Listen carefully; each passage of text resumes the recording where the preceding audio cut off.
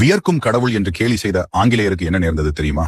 திருச்செந்தூர் முருகன் திருவுருவம் எப்போதும் சூடாகவும் வியர்வையுடன் காணப்படும். இதற்கு காரணம் சூரபத்மனை வதம் செய்யும் கோபநிலை என பக்தர்கள் கூறுவர்.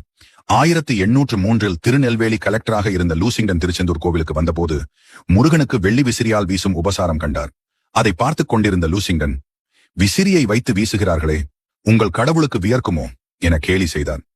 ஆம் என்ற அர்ச்சகர் முருகன் வியர்க்கிறார் என எடுத்துக்காட்டாக மாலையும் கவசமும் அகற்றி காட்ட விக்கிரகத்தில் உண்மையில் வியர்வை இருந்தது. வீடு திரும்பிய லூசிங்டனின் மனைவிக்கு சகிப்பற்ற வயிறு வலி ஏற்பட்டது. இது முருகனை அவமதித்ததற்கான விளைவு என உணர்ந்த அவர் முருக பக்தரிடம் பரிகாரம் கேட்க அவரின் அறிவுரைப்படி முருகனிடம் மனதார மன்னிப்பு கேட்டார் மற்றும் கோவிலுக்கு பரிசாக வெள்ளி பாத்திரம் காணிக்கையாக வழங்குவதாக அறிவித்தார். அவர் வேண்டிய உடனேயே மனைவியின் வலி நின்றது.